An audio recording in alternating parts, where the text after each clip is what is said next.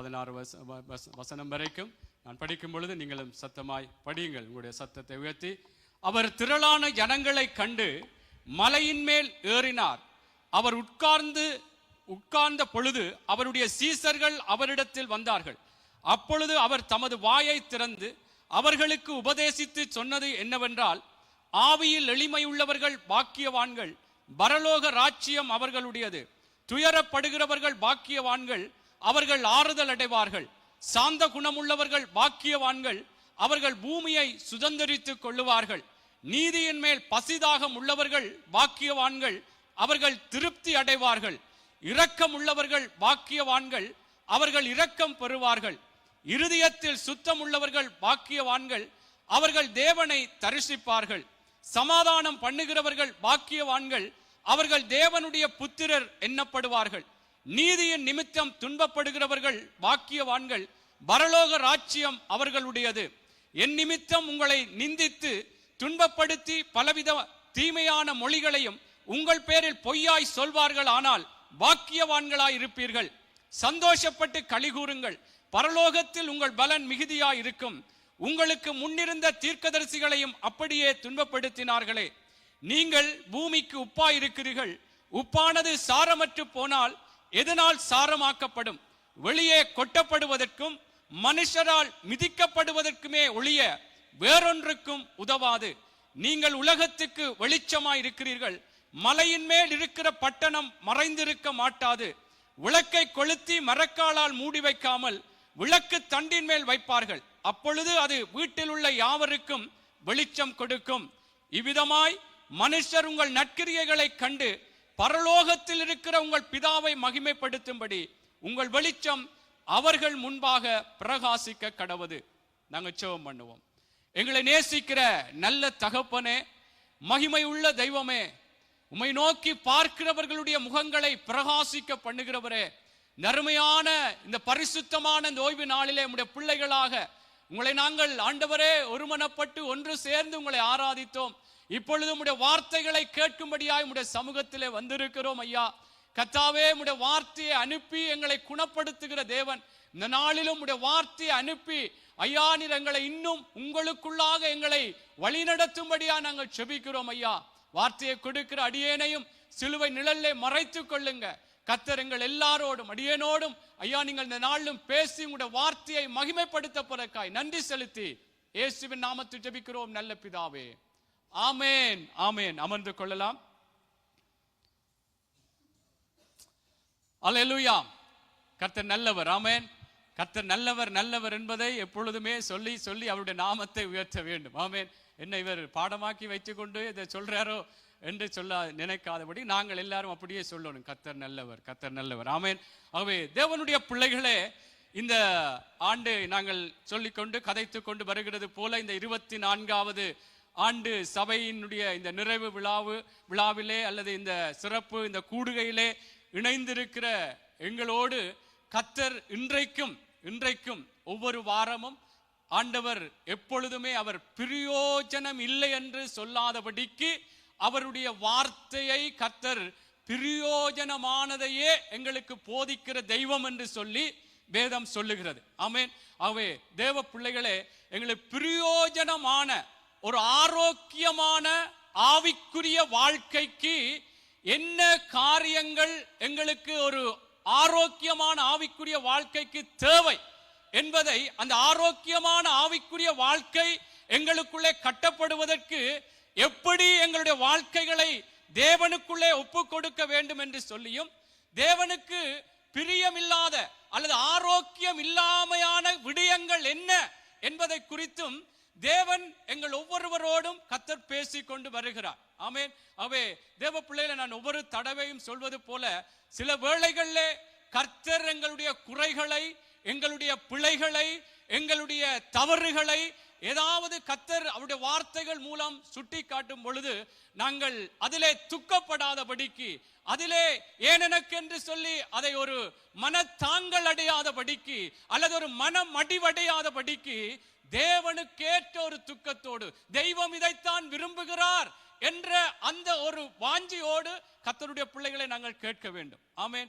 என்றால் வேதத்திலே எங்கள் எல்லாருக்கும் தெரியும், நாங்கள் பாவிகளா இருக்கையில் தேவன் அவருடைய குமாரனை மரிக்க கொடுத்து அன்பு கூர்ந்தார் என்று சொல்லப்படுது. அதனாலே நாங்கள் எப்பொழுதுமே பாவிகளா இருந்தால் தேவன் எங்கள் மேலே அன்பு கூறுவார் என்ற அந்த எதிர்பார்ப்பு இருக்கக்கூடாது.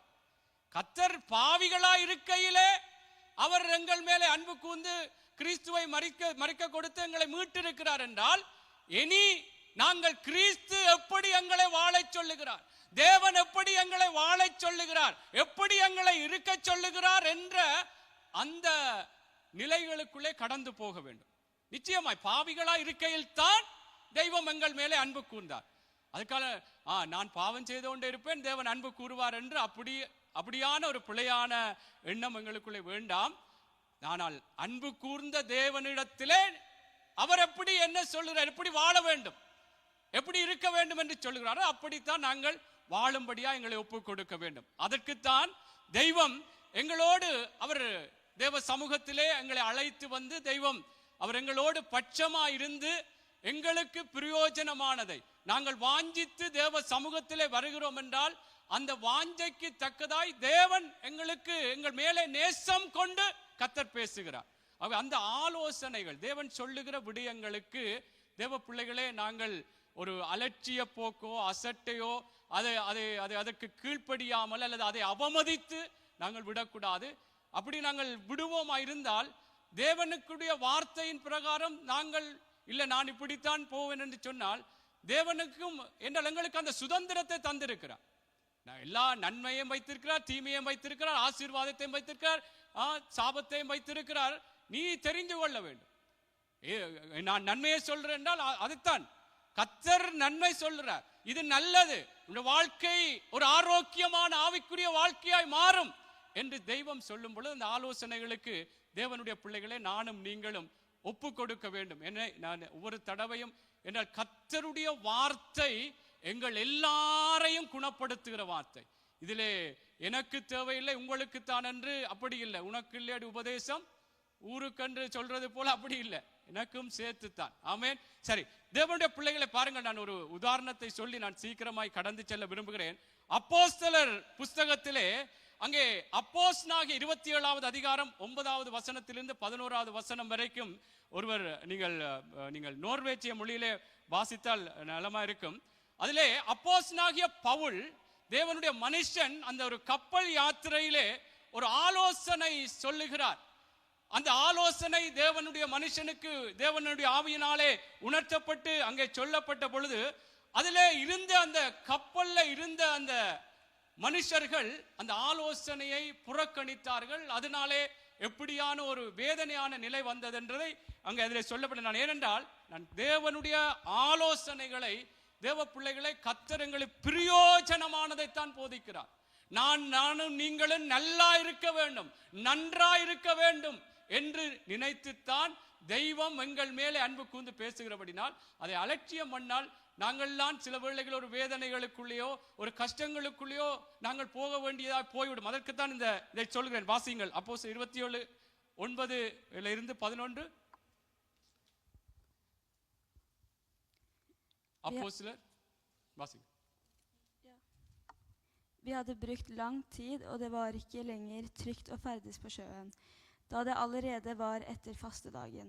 Derfor advarte Paulus dem og sa, jeg ser at det å seile videre vil bety ulykke og tap av last og skip, ja, fare for vårt liv. Men பாருங்கள், அதில் சொல்லப்படுது, வெகு காலம் சென்று உபவாச நாளும் கழிந்த போனபடினாலே இனி கப்பல் யாத்திரை செய்கிறது மோசத்துக்கு ஏதுவாய் இருக்கும் என்று பவுல் அவர்களை நோக்கி, மனுஷரே, இந்த யாத்திரையிலே சரக்குக்கும் கப்பலுக்கும் மாத்திரம் அல்ல, நம்முடைய ஜீவனுக்கும் வருத்தமும் சேதமும் உண்டாயிருக்கும் என்று காண்கிறேன் என்று சொல்லி அவர்களை அங்கே எச்சரித்தான். தேவ பிள்ளைகளை அந்த எச்சரித்த அந்த எச்சரிப்புக்கு அந்த இடத்திலே இருந்த அந்த ஜனங்கள் அல்ல அதை நடத்துகிறவர்கள் அதை அவனுடைய எச்சரிப்புக்கு செவி சாய்க்காமல், அங்கே சொல்லப்படுகிறது, அங்கே இருந்த மாலுமிகள் அதை வழி நடத்துகிறவர்கள் அந்த பேச்சுக்களுக்கு இடம் கொடுத்து அவர்கள் சென்றார்கள் என்று சொல்லப்படுகிறது. அந்த நான் எல்லாத்தையும் வாசிக்க விரும்பவில்லை. பாருங்கள் 13 சொல்லப்படுகிறது, தென்றல் மெதுவாய் அடித்தபடியினால் அவர்கள் பயணம் செய்கிறார்கள். எச்சரிக்கிறார், இந்த கப்பல் யாத்திரை செய்யக்கூடாது, இதிலே சேதங்கள் வரும், பாதிப்பு வரும் என்று சொன்ன பொழுது இவர்கள் அங்கே பவுலையுடைய வார்த்தைகளை நம்பாதபடிக்கு அங்கே இருந்த மாலுமிகள் அதை வழிநடத்துகிறவுடைய பேச்சுக்களுக்கு செவி கொடுத்து அவர்கள் அந்த யாத்திரையை தொடர்கிறார்கள். ஆனால் தொடரும் பொழுது சொல்லப்படுகிறது, தென்றல் மெதுவாய் அடித்தபடினால் தாங்கள் கோரினது கைகூடி வந்ததென்று எண்ணி அவ்விடம் விட்டு பெயர்ந்து கிரேத்தா தீவுக்கு அருகாக ஓடினார்கள். கொஞ்ச நேரத்துக்குள்ளே யுரோக்கிலிதோன் என்னும் கடுங்காற்று அதில் மோதிட்டு கப்பல் அதில் அகப்பட்டு கொண்டு காற்றுக்கு எதிர்த்து போகக்கூடாதபடினால் காற்றின் போக்கிலே கொண்டு போகப்பட்டோம் என்று சொல்லுகிறார். இல்லை பாருங்கள், என்ன நான் சொல்றேன்னால், சில வேளைகளிலே ஆண்டவருடைய வார்த்தை எனக்கும் உங்களுக்கும் சொல்லப்படும் பொழுது நான் அதை அசட்டை பண்ணி அதை ஒரு அவமதித்து விட்டு நான் நடக்கும் பொழுது கொஞ்ச நாள் கொஞ்ச நேரம் ஓகே ஓஹோ ஓகே மாறி போகலாம். ஆனா இதுல சொல்லப்படுகிற பாருங்கள், தென்றல் மெதுவாய் அடித்தபடியினால் தாங்கள் கோரினது கைகூடி வந்ததென்று எண்ணி.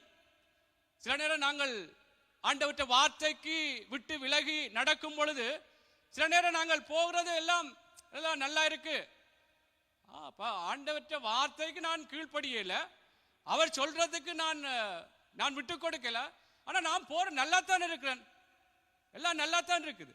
ஆனால் சொல்லப்படுகிறது, அந்த தென்றல் மெதுவா தாங்கள் கூடினது கைகூடி வந்தது என்று அவ்விடம் விட்டு பேர்ந்து கொஞ்ச தூரம் போன பிற்பாடு கொஞ்ச நேரத்திலேயே பவுல் எச்சரித்தது போல அங்கே கப்பலுக்கு சேதம் வரத்தக்கதாக காரியங்கள் வந்தது. அதனாலே என்ன நான் சொல்றேன், நான் இது உங்களுக்கு அப்படி இப்படி என்றெல்லாம் அப்படி சொல்லல, எல்லாருக்கும் சேர்த்து எனக்கும் சேர்த்து சொல்றேன்.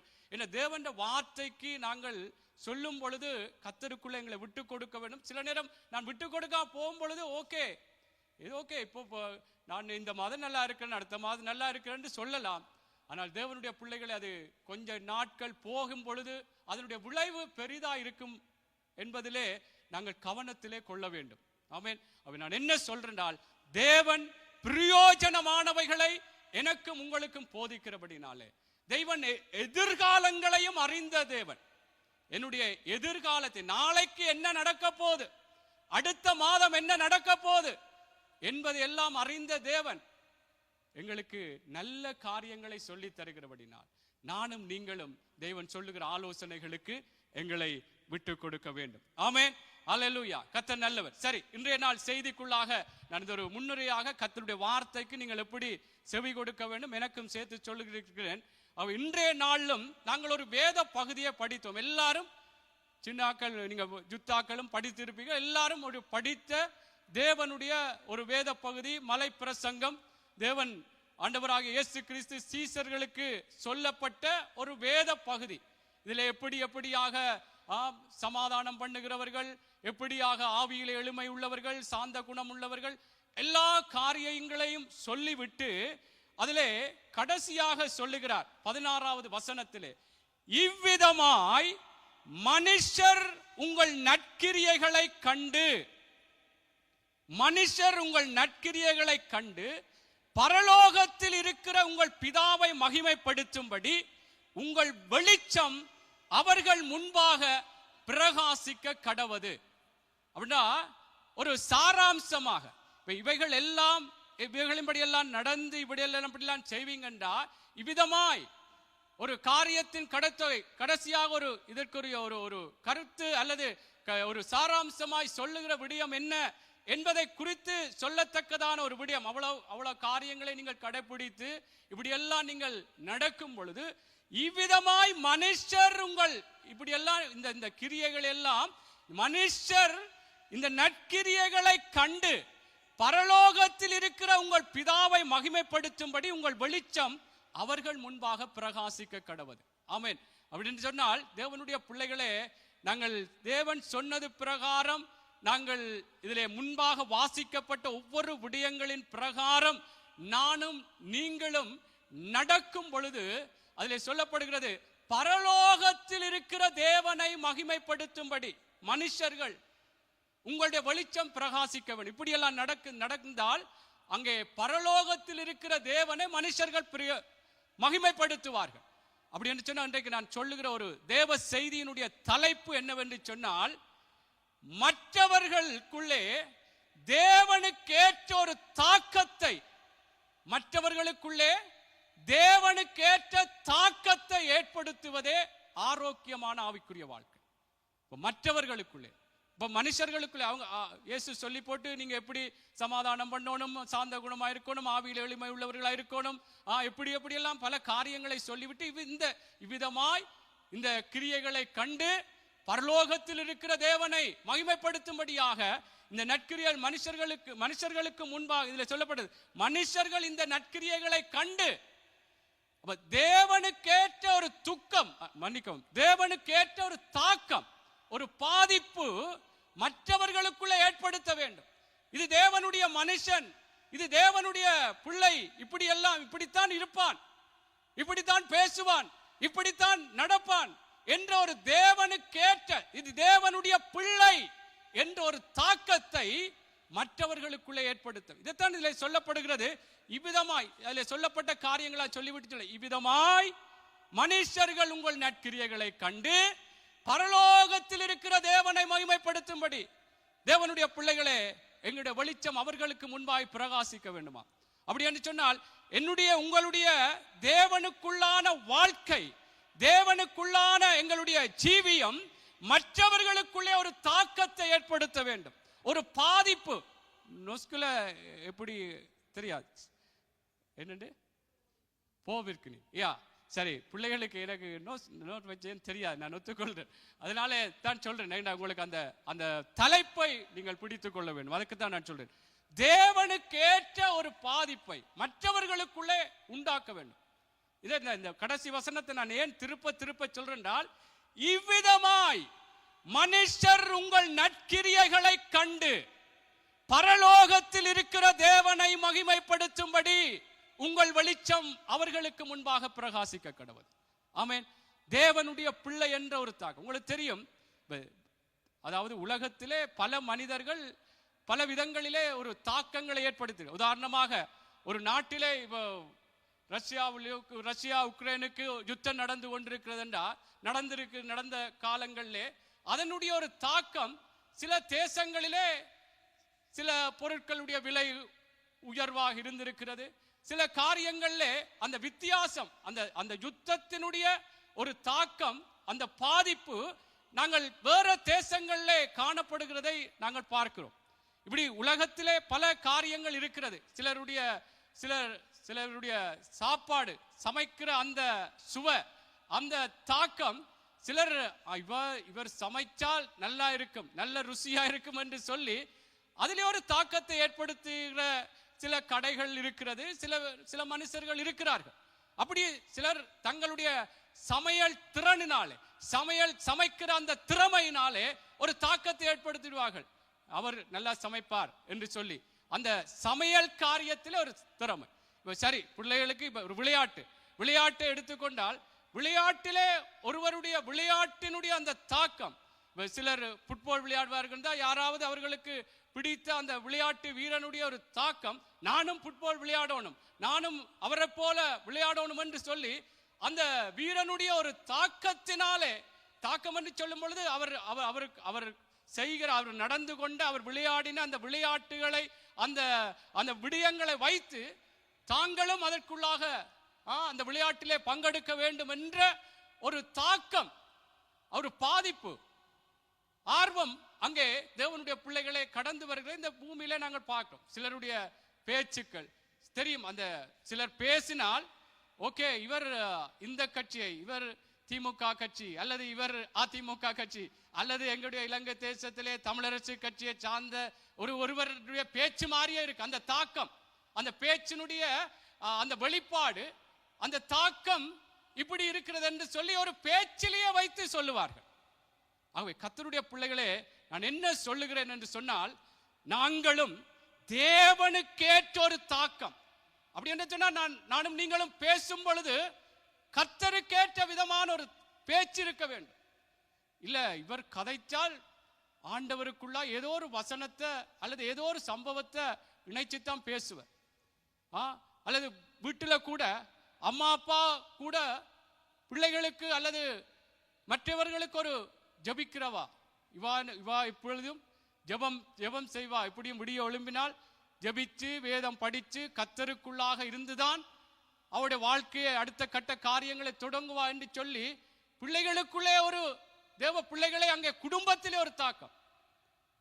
அல்லது பிள்ளைகள் நீங்கள் உங்களோட அம்மா அப்பா சொல்லணும், இன்றைக்கு என் மகன் என் மகள் எழும்பினால்னா முதலாவது அவங்க ஜபிப்பாங்க.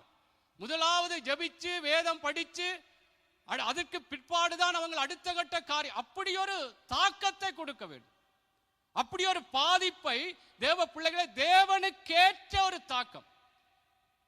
இந்த தாக்கத்தை நாங்கள் ஏற்படுத்துகிறவர்களாக இந்த சபையினுடைய 24வது ஆண்டு இந்த நிறைவு விழாவிலே அல்லது இந்த நிறைவு சிறப்பு கூடுகையிலே தேவ பிள்ளைகளே நாங்கள் சில வேளைகளிலே நாங்கள் தேவனுக்கேற்ற ஒரு தாக்கத்தை மற்றவர்களுக்குள்ளே உண்டு பண்ணுகிறவர்களாக இருந்து கொண்டிருப்போம். இன்னும் எங்களை உற்சாகப்படுத்துவோம். இன்னும் நான் தேவனுக்கேற்ற ஒரு தாக்கத்தை தான் கொடுக்க வேண்டும். அதாவது அவர்களுக்குள்ளே மற்றவர்களுக்குள்ளே இது என்ன தேவனுக்கேற்ற தாக்கம் என்றால், இந்த மனுஷன் எப்ப பார்த்தாலும் தேவனுடைய காரியங்களே சொல்லுவார். இவர் பொய் சொல்ல மாட்டார். இவர் எப்பயுமே ஆண்டவரை விசுவாசிப்போம், ஜெபம் பண்ணுவோம். இப்படியான ஒரு தேவனுக்கேற்ற தாக்கம் மற்றவர்களுக்குள்ளே உண்டு. அவர் மற்றவர்கள் சொல்லணும். இப்படி தேவனுடைய பிள்ளைகள் இதைத்தான் இங்கே இந்த மலை பிரசங்கத்திலே அங்கே இயேசு சீசர்களுக்கு சொல்றார். இவ்விதமாய் மனுஷர் உங்கள் நற்கிரியைகளை கண்டு, உங்களுடைய நல்ல தேவனுக்குள்ளான வழிகளை கண்டு, செயல்களை கண்டு தேவனை மகிமைப்படு. இது தேவனுடைய பிள்ளை. இப்படித்தான் இவங்கள் ஆக்கள் இருக்கிறாங்களோ இல்லையோ, குடிக்க மாட்டார்னா குடிக்க மாட்டாரா, ஒரு தரம் இல்லை என்றால் குடிப்பார், அல்லது ஏதோ தவறான காரியங்களை செய்வார் என்று சொல்லி அப்படி எங்களை குறித்த பேச்சு வரக்கூடாது. இல்ல, தேவனுக்குள்ள அந்த மனுஷன் இப்படித்தான். தேவனுடைய பிள்ளைகளே, நானும் நீங்களும் ஒரு ஆரோக்கியமான ஆவிக்குரிய வாழ்க்கை என்றால், பிள்ளைகள் நீங்களும் சரி, பாடசாலையிலோ ஏதோ கர்த்தர் என்ன விரும்புற அந்த நாங்கள் எல்லாரும் முதல் ஆண்டவருக்குள்ளாக தேவனுக்கு வழி விலகி நடந்தவர்கள் தான். நாங்கள் வேற வேற விதங்களிலே ஒரு தாக்கங்களை, இவன் குளப்படிக்காரன், இவன் எப்படியான ஒரு வீட்டுக்கும் உதவான் நாட்டுக்கும் உதவான் என்று சொல்லத்தக்கதான ஒரு தாக்கத்தை ஏற்படுத்தினவர்களாக அவ்வளவுக்கு பெயர் எடுத்திருப்போம். என்னை குறித்து நான் சொல்லுவேன். ஆகவே தேவனுடைய பிள்ளைகளை இன்றைக்கு கர்த்தருக்குள்ளே மாற்றப்பட்ட நானும் நீங்களும், இது தேவனுடைய பிள்ளை. அவன் கர்த்தருக்குள்ளே மாற்றப்பட்ட பின்பு தேவனுடைய மனுஷன் தேவனுக்கேற்ற விதமாத்தான் பேசுவான். நாங்கள் எங்கே இருந்தால் ஒரு விளையாட்டு, நாங்கள் சந்தோஷமாய் ஒரு விளையாடினாலும் அதுல கூட சொல்லணும், ஓகே இவங்கள் இதுல ஜுக்ஸ பண்ண மாட்டாங்க, பொய் சொல்ல மாட்டாங்க, என்ன அதனால அந்த இது இருக்கணும், தேவனுக்கேற்ற தாக்கம் அப்படி சொல்லணும். இந்த இவரை கேட்டால் அவரை கேட்போம், அவர் பொய் சொல்ல மாட்டார். அப்படி தேவனுடைய பிள்ளைகளே, அந்த தேவனுக்கேற்ற ஒரு தாக்கத்தை நானும் நீங்களும் ஏற்படுத்த வேண்டும். எங்களுடைய குடும்பத்தில் ஏற்படுத்த வேண்டும். ஆண்டவருக்குள்ளாயா ரட்சிக்கப்படாத சில எங்களுடைய உறவுகள் இருந்தால் அவர்களுக்குள்ளே சொல்ல வேண்டும். உங்களுக்கு சிலர் சொல்லுவார்கள், எனக்கு கூட என்னுடைய சகோதர குடும்பம் இருக்கிறார்கள், அவர்கள் சொல்லுவார்கள், நீங்க இப்படி இந்த சேர்ச்சன்னு சொன்னா உங்களுக்கு இந்த நேரம் வர மாட்டீங்க. இப்படி இப்ப நான் ஏன் இதை உதாரணமாச்சு, உங்களுக்கும் சாட்சிகள் இருக்கும், நான் என்னை பெருமைப்படுத்தி சொல்லவில்லை. இப்படியான ஒரு தேவனுக்கேற்ற தாக்கத்தை கர்த்தருடைய பிள்ளைகளே, என்றால் இந்த காலம் ஒரு பொல்லாத காலம், தெரிந்து கொள்ளப்பட்டவர்களும் வஞ்சிக்கப்படுகிற காலம். வேதம் சொல்லுகிறது, வெளிப்படுத்தல பிசாசானவன் கொஞ்ச காலம் அவனுக்கு இருக்கிறது என்று சொல்லி, அங்கே அவன் எப்படியாக காரியங்களை நடப்பிக்கிறான் என்று சொல்லி வெளிப்படுத்தல் புஸ்தகம் 12வது அதிகாரம் 12வது வசனத்திலே சொல்லப்படுகிறது. வெளிப்படுத்தல் 12:12 அந்த பிற்பகுதியிலே சொல்லப்படுகிறது, பிசாசானவன் தனக்கு கொஞ்ச காலம் மாத்திரம் உண்டென்று அறிந்து மிகுந்த கோபம் கொண்டு உங்களிடத்தில் இறங்கினவனால் உங்களுக்கு ஆபத்து வரும் என்று சொல்ல கேட்டேன் என்று சொல்கிறார். அப்படி என்றால் பிசாசும் தனக்கு கொஞ்ச காலம் இருக்கிறது என்பதை அவன் அறிந்து அவன் தனக்கேற்ற ஒரு தாக்கத்தை தன்னிடத்திலே வஞ்சிக்கத்தக்கதாய் தனக்கேற்ற விடயங்களை செயற்படுத்தத்தக்கதாய் ஜனங்களை பயன்படுத்தத்தக்கதான அந்த தாக்கத்தை அவனும் செயற்படுத்துகிறான் என்பதை வேதம் சொல்லுகிறது. ஆமென். அவை கர்த்தருடைய பிள்ளைகளே, நானும் நீங்களும் இன்றைக்கு இருந்தல்ல நீங்கள் நல்லா கர்த்தருக்கேற்ற தாக்கத்தை உண்டு பண்ணி இருப்பீர்கள். நிச்சயமாக நாங்கள் இன்னும் கர்த்தருக்குள்ளாக நாங்கள் ஏதோ பொழுதுபோக்காக கதைக்கிறோம், பேசுகிறோம், எல்லாம் இருக்கிறது, இல்லையென்று இல்லை.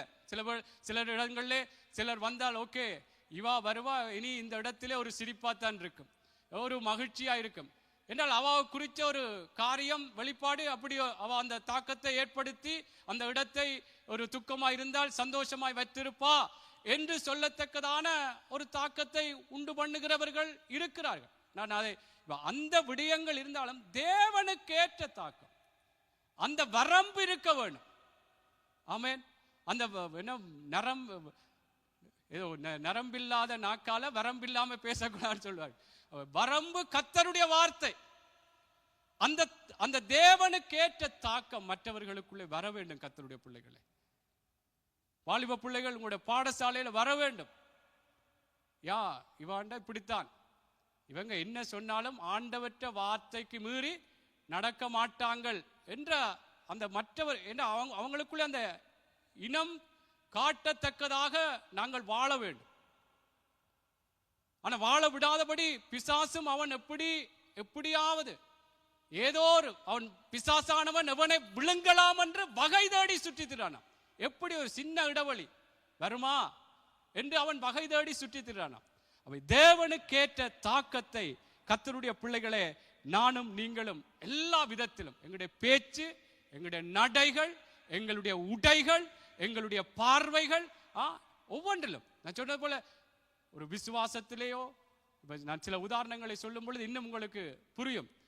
விசுவாசத்திலேயோ எங்களுடைய வாழ்க்கை முறைகள்லையோ உதவிகள்லையோ இது தேவனுடைய மனுஷன் அல்லது தேவனுடைய பிள்ளை இப்படித்தான், அவன் கர்த்தருக்கு பயந்து இதனால் தான் இப்படி நடக்கிறான் என்ற ஒரு தேவனுக்கேற்ற தாக்கத்தை மற்றவர்களுக்குள்ளே வெளிப்படுத்த வேண்டும்.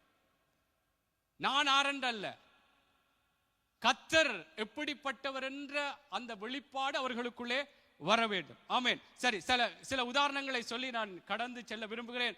உங்களுக்கு நான் சொன்னது போல தேவனுக்கேற்ற தாக்கம் என்றால் பல விடயங்களிலே நாங்கள் பொய் சொல்லாமல் இருந்தால் அதிலே ஒரு தேவனுக்கேற்ற தாக்கம்.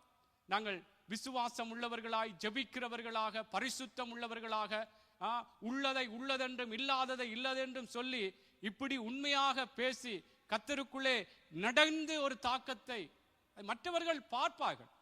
இதைத்தான் இங்கே இந்த சீசர்களுக்கு இயேசு சொன்னார்.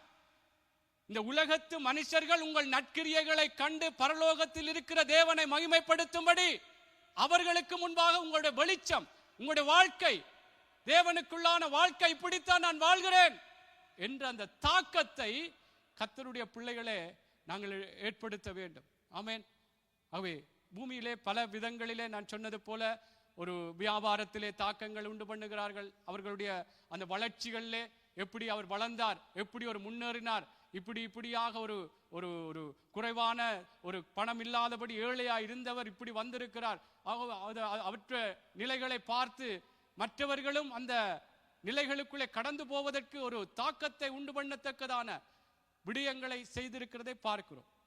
அதே நேரம் சிலரை குறித்து சொல்லுவார்கள், சரி இவர் இதுல வர்றார், ஏதோ ஒரு குழப்பம், ஏதோ ஒன்று பிரிவினையை உண்டாக்கி விடுவார். அப்படியான ஒரு தாக்கத்தை ஏற்படுத்துகிறவர்களா இருக்கக்கூடாது. தேவனுக்கேற்ற தாக்கம். இந்த பிசாசை குறித்து தள்ளப்பட்ட அந்த தூதனை குறித்து சொல்லப்படுகிற காரியம், அவனை உற்று பார்த்து இவன்தான் இப்படியான கர்த்தருக்கு விரோதமாய் எழும்பினவன் என்று சொல்லுவார்கள் என்று சொல்லி அப்படி அவன் ஒரு தாக்கத்தை ஏற்படுத்திவிட்டான். நாங்கள் தேவனுக்கேற்ற தாக்கம், தேவனுக்கேற்ற தாக்கம். வீட்டிலே அம்மா அப்பா பிள்ளைகளுக்கு ஒரு தேவனுக்கேற்ற தாக்கத்தை உண்டு பண்ண வேண்டும். பிள்ளைகள் அப்பா அம்மாவுக்கு ஒரு தேவனுக்கேற்ற ஒரு தாக்கத்தை உண்டு பண்ண. அதே போல சுற்றி இருக்கிற குடும்பங்கள் அல்லது பாடசாலையில படிக்கிற பிள்ளைகள் மத்தியிலே, வேலை செய்கிறவர்கள் மத்தியிலே, எங்களுடைய சொந்தங்கள் மத்தியிலே தேவனுக்கேற்ற தாக்கம், தேவனுடைய மனுஷன் இவன் அல்லது தேவனுடைய சமூகத்துக்கு போகிற இவர் இப்படித்தான், அவர்கள் மாறுகிறார்களோ இல்லையோ, தேவ சமூகத்துக்குள்ளே வருகிறார்களோ இல்லையோ, அது கர்த்தர் கொண்டு வருவார். நாங்கள் அப்படி வாழும் பொழுது கர்த்தருடைய வார்த்தை அது எங்களுக்கு பிரதிபலிக்கிறது, அவர்கள் வருவார்கள். ஆனால் நாங்கள் அவர்களை பிரியப்படுத்தும்படியான வாழ்க்கை வாழாமல் தேவனுக்கேற்ற ஒரு தாக்கத்தை கொடுப்போம். அவர்களை கோபிக்கிறதோ அல்லது சண்டை பிடிக்கிறதோ அல்ல, இல்ல ஆண்டவற்ற வார்த்தையின்படி இப்படித்தான் என்று சொல்லுகிற தேவனுக்கேற்ற தாக்கத்தை நாங்கள் உண்டு பண்ணுகிறவர்களாக இருக்க வேண்டும். சரி, நாங்கள் முதலாவது வாசிப்போம். யோவான் புஸ்தகம் 5வது அதிகாரம். சீக்கிரமாக வாசிக்கலாம். சில உதாரணங்கள், அவங்க எப்படி ஒரு தேவனுக்கேற்ற ஒரு தாக்கம், ஒரு நல்ல ஒரு மாற்றத்தை மற்றவர்களுக்குள்ளும் கொண்டு வரத்தக்கதாய், தேவனுடைய மனுஷன் என்று சொல்லி கர்த்தருக்குள்ளாக இது நல்ல காரியம் என்று சொல்லி கர்த்தருக்குள்ளே தங்களை ஒப்பு கொடுக்கத்தக்கதாய், அந்த வழிகளிலே நடக்கத்தக்கதாய், அவர்கள் பட்சமாய் வருவதற்கு ஏதுவாக கர்த்தருக்குள்ளே நடத்தப்பட்டார்கள் என்று சொல்கிறேன். யோவான் 5:35 வாசியுங்கள்.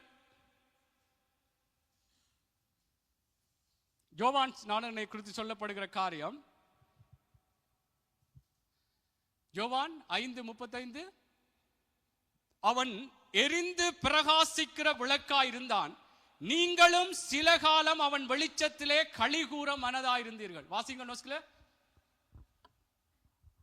Johannes var en brennende og skinnende lampe, og for en tid ville dere glede dere i lyset fra ham.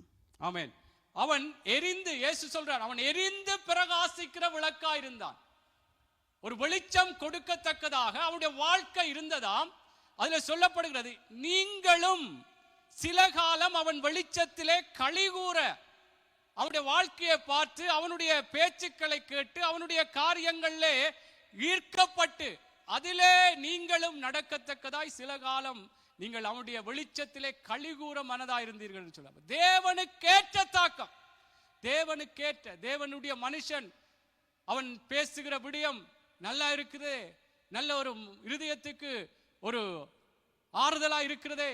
இப்படியாக கர்த்தருடைய பிள்ளைகளே, நாங்கள் இந்த யோவான் ஸ்நானனை குறித்து சொல்ல, அவன் எரிந்து கர்த்தருக்குள்ளே எங்களை ஒப்பு கொடுத்து, தேவ பிள்ளைகளே நாங்கள் நடக்கிற, அவருக்குள்ளே வாழ்கிற காரியம். நாங்கள் இதில் பார்த்தது போல, மத்தேயு இந்த மலை பிரசங்கத்திலே பார்த்தது போல, ஒரு சாந்த குணம் உள்ளவர்களாக, சமாதானம் பண்ணுகிறவர்களாக, இப்படி கர்த்தருடைய பிள்ளைகளை ஒரு ஆவியிலே எளிமை உள்ளவர்களாக, நாங்கள் மற்றவர்களுக்கு உதவி செய்கிறவர்களாக, மற்றவர்கள் எதிர்த்தாலும் கர்த்தருக்குள்ளாக அதை நாங்கள் சகித்து கொண்டு நடக்கும் பொழுது, இப்படியாக நாங்கள் வாழ்கிற இந்த வாழ்க்கையை பார்த்து அநேகர் தேவ பிள்ளைகளே எங்களுடைய அந்த வெளிச்சத்திலே அவர்களும் அதிலே வந்து உங்களோடு இருக்கும் பொழுது, உங்களோடு கதைக்கும் பொழுது நல்ல ஒரு ஆறுதலா இருக்கிறதே, இப்படியான ஒரு தாக்கத்தை உண்டு பண்ணவன். எங்களை கண்டுட்டு ஓடுகிறவர்களா இருக்கக்கூடாது. எங்களை கண்டு வந்து பேசி ஆறுதலாய் உங்களோட ஒரு அரைமத்தியாலும் கதைச்சிட்டு போனாலே சந்தோஷமா இருக்கு. அந்த யோவானை குறித்து சொல்லப்படுகிறது, சில காலம் அவன் வெளிச்சத்திலே களிகூற மனதாயிருந்தீர்கள். ஆமேன். இப்படியான ஒரு தாக்கத்தை ஏற்படுத்த வேண்டும். ஆமேன். உங்களை கண்டா ஓடுகிறவர்களா இருக்கக்கூடாது. இவன் வர்றான், ஏதோ ஏமாத்த போறான், அல்லது ஏதோ சுத்துமாத்து செய்ய போறான், ஏதோ ஒன்று எனக்கு விரோதமா ஏதோ ஒரு என்ன ஏதோ சொல்லுவார்கள், ஆப்பு வைக்க போறான். அப்படி எங்கட தாக்கம் இருக்கக்கூடாது. இன்னும் உதவி செய்கிறவன், இன்னும் ஏதாவது அவர்கிட்ட கேட்டால் ஏதோ கர்த்தருடைய பிள்ளை இப்படித்தான் இருக்கணும். தேவனுக்கேற்ற தாக்கம் ஒரு பாதிப்பை உண்டாக்க வேண்டும். ஆமென். எங்களை பார்த்து மற்றவர்கள் கூடாதபடி இருக்கக்கூடாது தேவனுடைய பிள்ளைகள். ஆமென். சரி, அடுத்த பார்ப்போம். தீமோத்தேயு புஸ்தகம் 1வது அதிகாரம் 5வது வசனம். ரெண்டு தீமோத்தேயு நான் முதல் தமிழில் படிக்கிறேன், சீக்கிரமாய் எடுத்துக்கொள்ளுங்கள். 2 தீமோத்தேயுவின் புஸ்தகம் 1வது அதிகாரம் 5வது வசனம். அந்த விசுவாசம் முந்தி உன் பாட்டியாகிய லேவிசாளுக்குள்ளும் உன் தாயாகிய ஐனிக்கியாளுக்குள்ளும் நிலைத்திருந்தது, அது உனக்குள்ளும் நிலைத்திருக்கிறது என்று நிச்சயத்திருக்கிறேன். தேவனுடைய பிள்ளைகளே பாருங்கள் எப்படி அங்கே அந்த குடும்பத்திலே அந்த விசுவாசத்தின் தாக்கம்.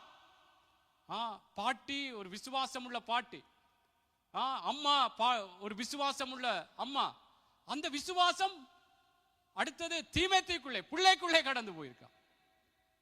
கர்த்தருடைய பிள்ளை, நான் என்ன சொல்றேன்டா, அந்த தாக்கத்தை, தேவனுக்கேற்ற தாக்கம், என்ன இதை குறித்தும் ஆண்டவரிடத்திலே விசுவாசம் வைத்து என்னுடைய அம்மா என்னுடைய பாட்டி இப்படி நடந்திருக்கிறா, அதில் வெற்றி பெற்றிருக்கிறார்கள், அந்த தாக்கம் பிள்ளைகளுக்குள்ளே போக வேண்டும்.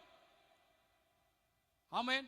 நாங்கள் இந்த நாட்களில் கர்த்தருடைய பிள்ளைகளை இதையெல்லாம் ஒரு அற்பமாய் எண்ணி விடாதபடிக்கு நாங்கள் கர்த்தருக்குள்ளே இந்த தாக்கங்களை நாங்கள் எங்களுடைய குடும்பத்தில் ஏற்படுத்த வேண்டும்.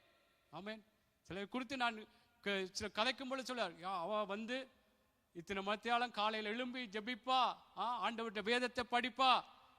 அப்படி தேவ பிள்ளைகளே, உங்களோட பிள்ளைகள் உங்களை பார்த்து சொல்ல வேணும், அம்மா இப்படித்தான் ஜெபிப்பா அல்லது விசுவாசமா இருக்குப்பா, எந்த காரியத்திலும் கூட அவ கர்த்தரைத்தான் முன்பாக வைத்து கதை.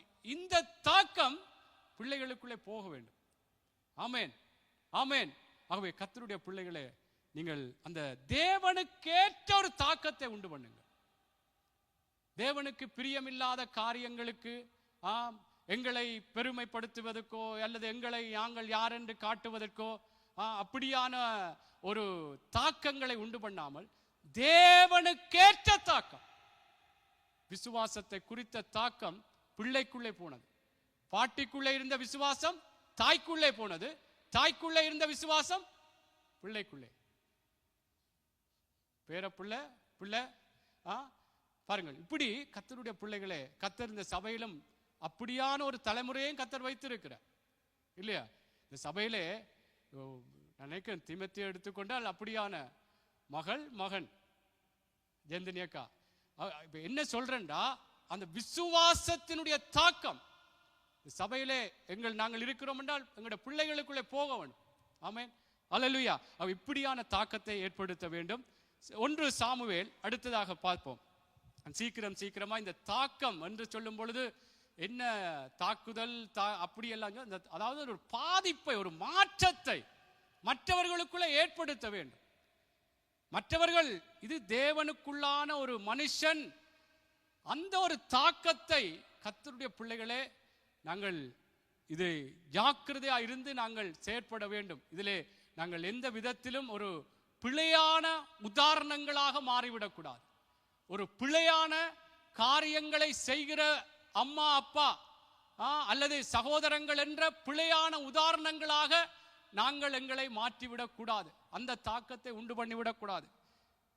இந்த 24வது வருஷம் இந்த ஆண்டு விழாவிலே தேவ பிள்ளைகளே, நாங்கள் இந்த தாக்கத்தை இந்த தேசத்திலே நாங்கள் ஏற்படுத்த வேண்டும்.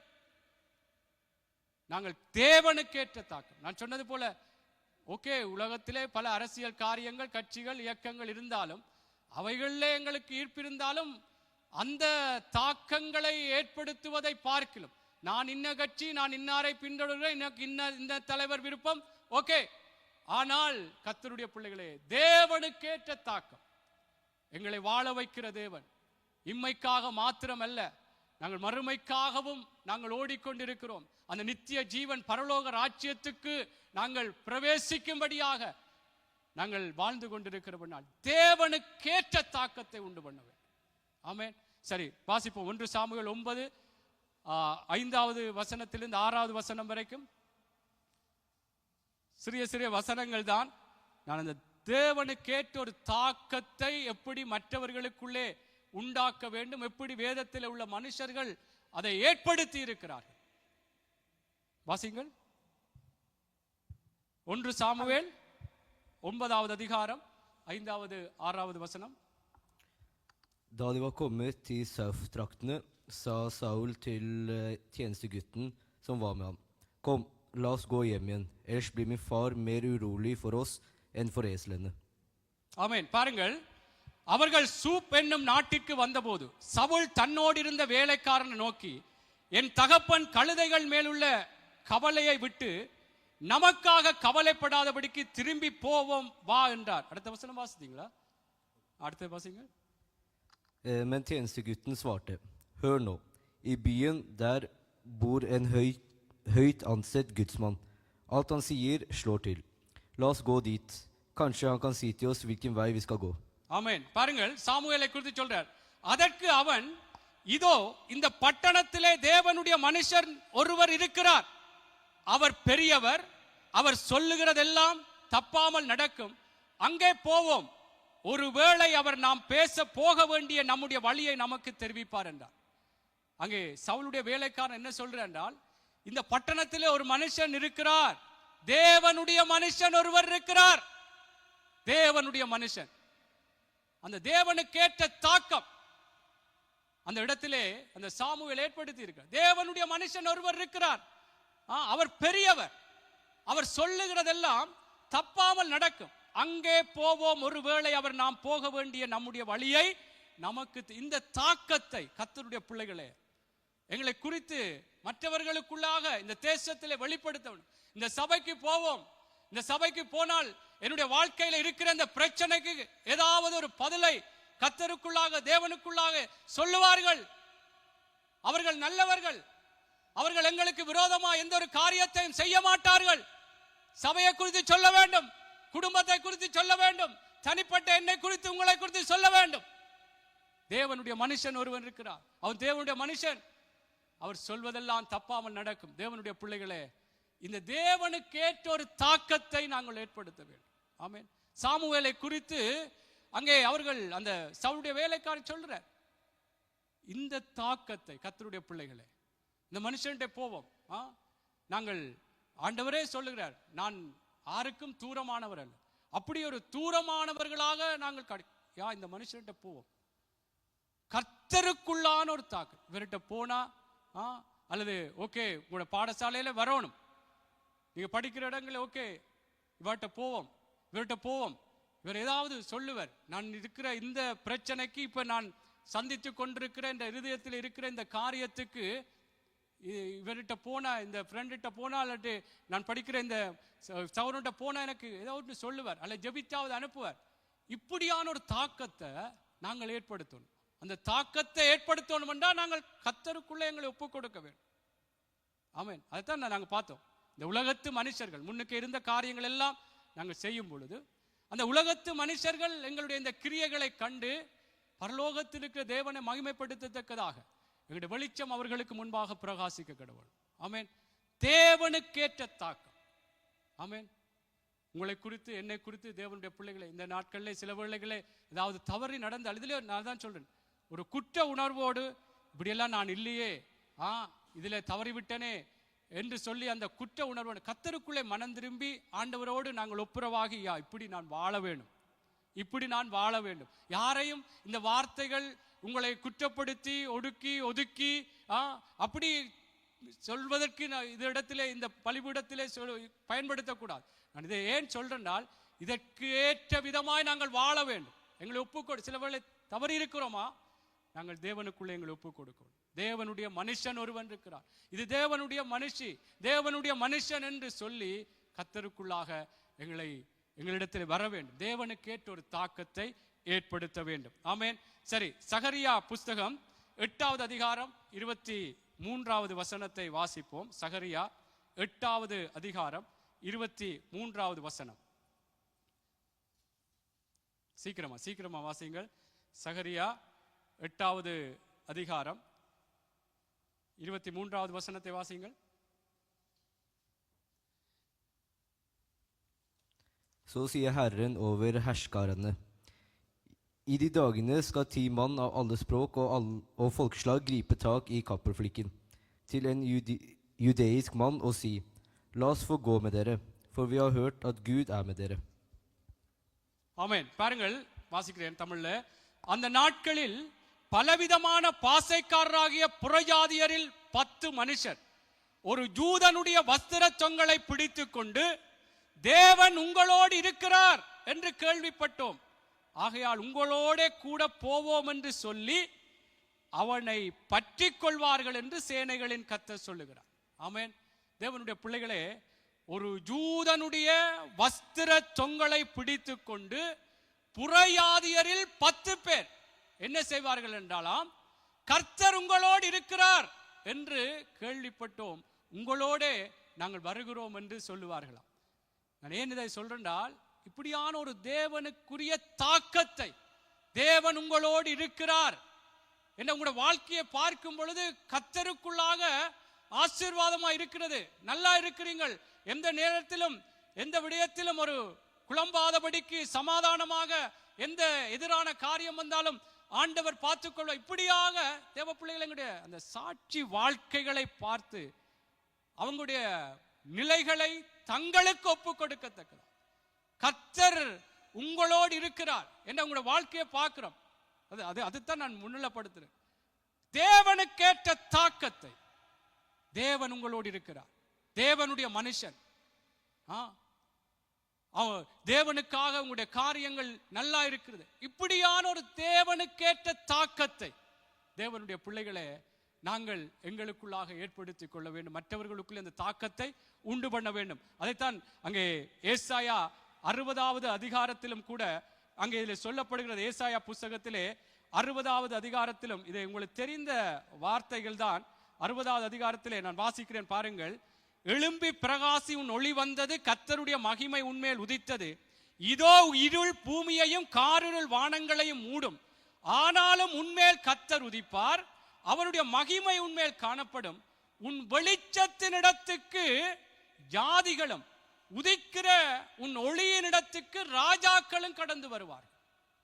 தேவனுக்கேற்ற தாக்கம் தேவனுடைய பிள்ளைகள் கர்த்தருக்குள்ளாக எங்களை ஒப்பு கொடுத்து வாழும் பொழுது, உதிக்கிற என்னுடைய வாழ்க்கையின் ஒவ்வொரு எங்களுடைய நடத்தைகளை பார்த்து, பேசுகிற ஒவ்வொரு விடயங்களை பார்த்து அநேகர் தேவனுக்குள்ளாக வருவார்கள். தேவனுக்கேற்ற தாக்கம், தேவனுக்கேற்ற ஒரு தாக்கம், தேவனுக்குள்ளான ஒரு பாதிப்பை மற்றவர்களுக்குள்ள ஏற்படுத்தி விடும். நான் சொன்னேன், ஒரு நாட்டில் யுத்தம் நடந்தால் வேற நாடுகளில் எப்படி ஒரு தாக்கம், அந்த தாக்கத்தின் நிமித்தம் இந்த நாட்டிலே பொருட்களின் விலை கூட அல்லது ஏதோ ஒரு காரியம் அந்த தாக்கத்தின் அடிப்படையில் இருக்கு. இப்படி பல காரியங்கள் இருக்கு. இதைத்தான் சொல்லுகிறேன் கர்த்தருடைய பிள்ளைகளே, தேவனுக்கேற்ற தாக்கம். அந்த யூதனுடைய வஸ்திர தொங்கலை பிடித்துக் கொண்டு என்ன சொல்லுவார்களாம்? கர்த்தர் உங்களோடு இருக்கிறார், நாங்கள் உங்களோட வாரம். அப்படியான ஒரு தாக்கத்தை தேவனுடைய பிள்ளைகளை நாங்கள் ஏற்படுத்த வேண்டும் மற்றவர்களுக்கு. அது நாங்கள் வாழ்கிற அந்த வாழ்க்கை கர்த்தருக்குள்ளாக அப்படியே வாழ்வோமா என்றால் நிச்சயமா இந்த தாக்கத்தை உண்டு பண்ண முடியும். ஆமென். இதிலே நாங்கள் மிகவும் இந்த வருஷம், இந்த நாட்கள் இவ்வளவு காலம் கடந்து விட்டோம் என்றல்ல, இனிமேல் இன்னும் எங்களுக்குள்ளே ஒரு உற்சாகம் பெருக வேண்டும். தேவனுக்கேற்ற தாக்கம். ஆமென். நான் சொன்னது போல பிசாசுக்கும் கொஞ்ச காலம் இருக்கிறது என்று அறிந்து அவன் எப்படியாக தனக்கேற்ற தாக்கத்தை, தனக்கேற்ற விதமாக வஞ்சிக்கப்படத்தக்கதாய் பலவிதமான பாவ காரியங்களை, அசுத்தமான காரியங்களை, அசிங்கமான காரியங்களை அவனும் கட்டவிழ்த்து விடுகிறான். என்னால் அவனுக்கேற்ற தாக்கம் அதுதான். அருவருப்புகளையும் காரியங்களையும். தேவ பிள்ளைகளே, நாங்கள் கர்த்தருக்கேற்ற, கர்த்தருடைய பிள்ளை இப்படித்தான் இருப்பார், இப்படிதான் என்று சொல்லி அந்த தாக்கத்தை நானும் நீங்களும் ஏற்படுத்த வேண்டும். ஆமென். சரி, இந்த இன்னொரு வார்த்தையை வாசித்து நான் முடித்துக் கொள்கிறேன். ஆதியாகம புஸ்தகம் 41வது அதிகாரம். ஆதியாகமம் உங்களுக்கு தெரியும், யோசேப்பை குறித்து தான் நான் சொல்லுகிறேன் என்று சொல்லி தெரியும். ஆதியாகமம் 41வது அதிகாரத்திலே யோசேப்பு சிறைச்சாலையிலே இருந்த பொழுதிலும், 41:38 வாசியுங்கள். சிறைச்சாலையில இருந்த பொழுதிலும் அவன் பாருங்கள், ஒரு சிறை கைதியா இருந்தாலும் அந்த இடத்திலும் அவன் தேவனுக்கேற்ற ஒரு பிரதிபலிப்பை, தேவனுக்குள்ளான ஒரு வாழ்க்கையை அவன் வாழ்ந்தான். அதனாலே அந்த தாக்கம் எப்படியாக வெளிப்பட்டது என்பதை இதிலே சொல்லப்படும். வாசியுங்கள். அதிலே அதுக்கு முன்பதான 41வது அதிகாரத்திலே இந்த 14-16 வாசி, 14-16 வாசித்து விட்டு இதை வாசிப்போம். Da sendte farao bud etter Josef, og de skyndte seg å få ham opp av fangehullet. Han barberte seg og skiftet klær og gikk så inn til farao. Farao sa til Josef, jeg har hatt en drøm, og det er ingen her som kan tyde den. Men jeg har hørt om deg, og når du hører en drøm, Kan du tyde den? ஆமென். பாருங்கள், இதற்கு முன்பதாக பார்வோனோடு ஒரு சொற்பனத்தை காண்கிறார். அந்த சொற்பனத்துக்கு அர்த்தத்தை அங்கே கண்டுகொள்ளத்தக்கதாக அங்கே பல இருந்த அந்த ஞானிகள் சாஸ்திரிகளிடம் கேட்ட பொழுது அவர்கள் அதாவது அவர் சொற்பனத்தை மறந்து விட்டார். ஆனாலும் அது என்ன சொற்பனம், அதுக்கு என்ன அர்த்தம் என்று சொல்லி அங்கே கேட்கும்படியாக இங்கே இந்த இடத்திலே யோசேப்பை அங்கே அந்த இடத்திலே அறிமுகப்படுத்துகிறார்கள். அதுதான் இப்ப வாசித்தோம். அப்பொழுது இது கணக்க காரியம். அதுக்கு முன்பான வசனங்களை நீங்கள் பார்க்க முடியும். நான் சொல்ல வர்ற காரியம் என்னென்றால், தேவனுக்கேற்ற ஒரு தாக்கத்தை அவன் சிறைச்சாலையில் இருந்த பொழுதிலும் அவன் வெளிப்படுத்தினான், ஏற்படுத்தினான். பாருங்கள், அப்பொழுது பார்வோன் யோசேப்பை அழைப்பித்தான். அவனை தீவிரமாய் காவல் கிடங்கிலிருந்து கொண்டு வந்தார்கள். அவன் சவரம் பண்ணிக்கொண்டு வேற வஸ்திரம் தரித்து பார்வோனிடத்தில் வந்தான். பார்வோன் யோசேப்பை நோக்கி, ஒரு சொற்பனம் கண்டேன், அதன் அர்த்தத்தை சொல்ல ஒருவரும் இல்லை. நீ ஒரு சொற்பனத்தை கேட்டால் அதன் அர்த்தத்தை சொல்லுவாய் என்று உன்னை குறித்து நான் கேள்விப்பட்டேன் என்றான். அதுக்கு யோசேப்பு சொல்றார். அப்பொழுது யோசேப்பு பார்வோனுக்கு பிரதி உத்தரமாக, நான் அல்ல, தேவனே பார்வோனுக்கு மங்களமான உத்தரவு அருளி செய்வார் என்றான். தேவனுடைய பிள்ளைகளே, தேவனுக்கேற்ற ஒரு தாக்கத்தை அவன் ஏற்படுத்தினவனாகவே சிறையிலும் இருந்தான். ஏன் எனக்கு இந்த நிலை வந்தது இப்படி என்று சொல்லி அவன் உடைந்து விடாதபடி, தேவ பிள்ளைகளே, அந்த யோசேப்பு அந்த சிறையிலும் தேவனுக்கேற்ற விதமான ஒரு தாக்கம். இந்த இடத்திலே அவன் சொல்றார், பார்வோன் வந்து சொல்றார், உன்னை குறித்து நான் ஒரு காரியத்தை கேட்டு இதை சொல்லுவா என்று சொல்லும் பொழுது அந்த இடத்திலே யோசேப்பு சொல்ற, நான் அல்ல, கர்த்தரே உனக்கு மங்களகரமான அந்த உத்தரவு அருளி செய்வார் என்று சொல்ல பிற்பாடு அதுக்குரிய அந்த சொற்பனத்துக்குரிய விளக்கத்தை சொன்ன பிற்பாடுதான் அந்த 38வது வசனம். அதை வாசிங்கள். 38வது வசனத்திலே அங்கே பார்வோன் சொல்லுகிறார். வாசிங்கள். Og farao sa til tjenerne sine, finnes det en mann som denne, en som har Guds ånd i seg? ஆமென். பாருங்கள், அப்பொழுது பார்வோன் தன் ஊழியக்காரரை நோக்கி, தேவ ஆவியை பெற்ற இந்த மனுஷனை போல வேறு ஒருவனும் உண்டோ என்றான். தேவ ஆவியை பெற்ற மனுஷன். ஆமென். மற்றவர்களுக்குள்ளே தேவனுக்கேற்ற தாக்கம். அவன் சொற்பனத்துக்குரிய அர்த்தத்தை சொன்னான். கர்த்தருக்குள்ளாக சொல்லான், உனக்கு நான் அல்ல, தேவனே சொல்லுவார் என்று சொல்லித்தான் சொல்லுகிறான். ஆனால் அதுக்கு பிற்பாடு அந்த மனுஷனை சொல்ல, தேவ ஆவியை பெற்ற இந்த மனுஷனை போல வேறு. இப்ப நான் என்ன சொல்றேன்னா, கர்த்தருடைய பிள்ளைகளே, நானும் நீங்களும் தேவனுக்கேற்ற தாக்கத்தை உண்டு பண்ண வேண்டும். ஆமென். நாங்கள் எங்களுடைய குடும்பம், எங்களுக்கு இருக்கிற இடம், எங்களுடைய நாடு, இதை குறித்த ஒரு பிரதிபலிப்புகள் எங்களுக்கு இருக்கலாம். ஆனால் இதற்கு மேலாக நாங்கள் தேவனுக்கேற்ற தாக்கம், தேவனுடைய பிள்ளை, என்னுடைய அம்மா அப்பாவும் தேவனுடைய பிள்ளைகளாக இருக்கிறோம். ஆகவே தேவனுக்கேற்ற தாக்கம். ஆமென். ஆகவே கர்த்தருடைய பிள்ளைகளே, இந்த நாட்களில் இந்த தேவனுக்கேற்ற ஒரு தாக்கத்தை நாங்கள் இந்த தேசத்திலே ஏற்படுத்தி வாழ்கிற ஒரு சபையாய், நாங்கள் சபை என்று சொல்லும்போது நாங்கள் எல்லாரும் தான் சேர்ந்து சபை, தேவனுடைய பிள்ளைகளாக எங்களுடைய வேலை இடங்களில், எங்களுடைய உறவுகள் மத்தியிலே, நாங்கள் படிக்கிற பாடசாலைகள் மத்தியிலே தேவனுக்கேற்ற தாக்கத்தை. ஆமென். சில வேளைகள் நீங்கள் வீட்டிலே அம்மா அப்பா வராமல் இருக்கலாம், சேர்ச்சுக்கு அல்லது குடும்ப தலைவர்கள், பிள்ளைகள், நீங்கள் கர்த்தருக்குள்ளாக உங்களை ஒப்பு கொடுத்து உங்களுடைய வாழ்க்கைகளை பார்த்து அவர்கள் வருவார்கள்